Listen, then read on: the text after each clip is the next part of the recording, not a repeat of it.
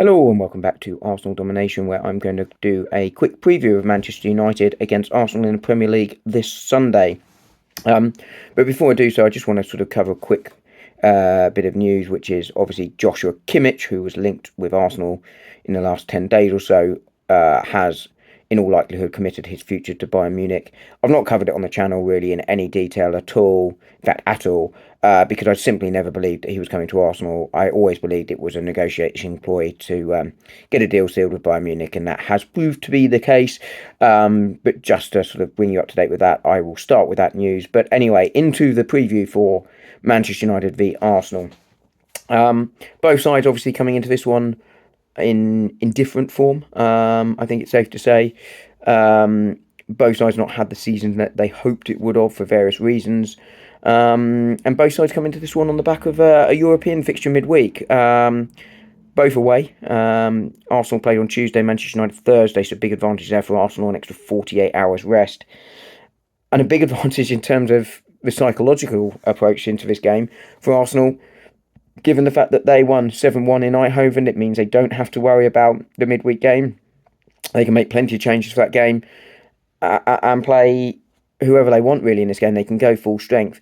Manchester United, by contrast, go into this one with their tie in the balance. They got probably slightly undeserved 1-1 draw in Sociedad on Thursday night. Probably makes them favourites to go through the tie, although their home form this season being what it is, no guarantee. Sociedad are a very good side, but they're probably slight favourites after that 1-1 draw. But if they have players, and this is something Ruben Amorim himself said in his pre-match press conference, if there are any doubts over any players, he can't take the risk because Thursday for them is the bigger game. They're not going anywhere in the league this season. They're not going down. They're not going to make Europe in all likelihood. So it's kind of, all eggs in this basket really from their point of view. So what does that mean for this game? From Manchester United's point of view, they have Dorku back from suspension. They have Diallo, Martinez, Maguire, Mount, Mainu, Shaw, and both their backup goalkeepers almost certainly out of this game. Chance that Mainu and Maguire the more likely, could be fit here for some kind of part in the game. But that's their injury news coming into this game. Dorgu is back from suspension, as I say. And then the other question is whether former Arsenal sort of youth team players, Aidan Heaven and Chido Obi Martin play. I suspect both will be on the bench. I don't expect either to start. I think, Arsenal, although missing Melanie in attack, will still pose a threat, and you wouldn't want a young 18-year-old defender coming in unless absolutely have to. And up front, Joshua Zirkzee got his goal, and Højlund is the more experienced player, which probably better suited to going up against Arsenal's back two or centre-back partnership, I should say, rather than back two. We, of course, don't play just two at the back, of Gabriel and Saliba. It's a big ask for a young man in Obi Martin there to play. But they're the sort of decisions that, could come in, sort of add a bit of an extra dimension from an Arsenal perspective to this game. But looking at Manchester United forums, and I've written this down, they are expecting the team to be Onana in goal, Euro, De Ligt, Lindelof, Mazwari, Casemiro, Fernandes, who of course will be the danger, Dalot, Zirkzee, Garnacho and Højlund as sort of their team in sort of a five-at-back with wing-back system. Fernandes, as I say, he's going to be the sort of orchestrator of anything. He's going to be very dangerous from set pieces. Other than that, Zirkzee, Højlund, Garnacho, raw, young, bit hit and miss. But that's where their danger will come from. I think the other good news for Arsenal though in this one is that I don't expect Manchester United to sit in. I expect Manchester United to come at Arsenal a little bit. The crowd will expect it. And I don't think they're, famous last words now, you watch, they're going to keep a clean sheet. I don't think United are good enough defensively to try and shut out Arsenal for the entire game. So I think I still see a similar game to the one at the Emirates in the FA Cup recently, where Arsenal frankly should have won it, should never have gone to penalties. Arsenal had the chances. But United were quite open, and I think it's going to be similar again here. And I think that will play into Arsenal's hands. We've seen them struggle all season against a low block. PSV, probably not 7-1 bad, but they came out much more. They allowed space, and even with Arsenal's injuries, they were able to exploit that because we still got players that can hurt teams. And Arsenal come into this with a lot of confidence that game. A lot of players that needed a goal got one, and had a really good performance. Players like Martin Odegaard, I spoke about that in the week, how that might have just helped his confidence in a similar way it did to Gabby Martinelli and Jesus earlier in the season. And I think that probably should give Arsenal a lot of confidence there, because I think it will be a sort of similar sort of game. Obviously, I don't expect 7 goals, but hopefully that will aid Arsenal from an attacking sense, which has obviously been a concern in recent weeks, given everything that's happened and the fact that we're sort of having to sort of do a makeshift front three. None of them probably automatic starters, and everyone is fit. But I think, as I say, that will help. But Arsenal need to attack with the same intensity, the same desire to move the ball quickly into those little pockets with aggression. I think it's been missing too often this season, and hopefully we'll see that again at Old Trafford on Sunday. What do I think the big decision are for Arsenal? I think it's a left back. We know left back is a problem position for Arsenal, and a lot of people talk about the players, whether they're good enough or not to play there, that have played there.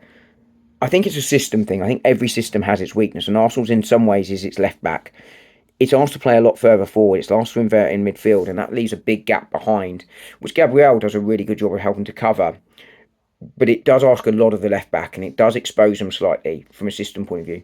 But what it does do, of course, is allow us to get higher up the pitch and have that extra man in midfield to overload that midfield area. So it's not without its disadvantage, but from a defensive point of view, of course, that is an issue. And we've seen Calafiori and MLS, Miles Lewis-Skelly, come off both on yellow cards in recent games early. Calafiori hooked at half-time in a recent game, and Miles Lewis-Skelly, of course, hooked before half-time. He was a walking red card on Tuesday. And I think some of that is that system that means that they have to sort of cover that space, and it can lead to some rash decision-making. So I think there's a decision there for Arsenal. Arsenal, both of them are very good going forward. Both of them are, decent enough defensively. Both a bit raw, both with a little bit of learning to do. I wonder, though, if Miles Lewis-Skelly is the one that misses out. The temptation will be to go the same again, and I think it largely will be.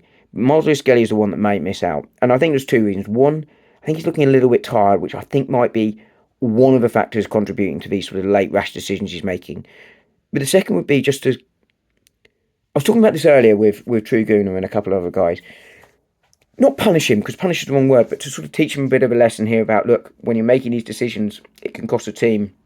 And almost sit him out to sort of go, look, this is what happens when you drop your levels and you make sort of silly decisions. But I equally think it's possibly a bit of time, but also part of his learning. He's not a defender, he's a midfielder, and he's only 18 years of age. And look, young defenders always, have that sort of up and down. I mean, any player does, but particularly defenders, sort of learning curve. So I'm not concerned about it at all, but I wonder if that might factor into Mikel Arteta's thinking. On the other hand, Ricardo Calafiori has really sort of helped aid our attack massively. That's not to say Miles Lewis-Skelly doesn't, but Calafiori's looked a real attacking threat with his shooting and his running into odd positions and confusion he causes, as well as his sort of technical ability going forward, which of course Miles Lewis-Skelly himself has. The other question there then for Arteta is, does he want that off the bench, or does he want that to start? So I think that's the main decision that he will have to make. I think otherwise it's going to be a fairly similar side. I actually expect him to go and change for this one, if I'm honest. I think he will go Raya, Timber, Saliba, Gabriel, Miles Lewis-Skelly, Partey, Rice, Odegaard, Nwaneri, Trossard, Moreno, who is, obviously having a hit and miss time at number 9, but, learning and developing. And I think getting better with his movement. He's got the touch and he's got the intelligence to play there, but it's obviously not his natural position. But I think that will be the side. And again, Arsenal will potentially have to find different solutions in game as the game progresses here. But that's my thoughts on the teams. It's my thoughts on how the game will go. I think this will be a 2-0 Arsenal, actually. I'm quietly optimistic for this one. But as always, let me know what your team would be and what you think the score will be ahead of the game on Sunday. And I will be back soon to talk to you guys. Have a great weekend. Enjoy the game when tomorrow, as this will be when this comes out. And I'll speak to you all soon. Thanks. Bye.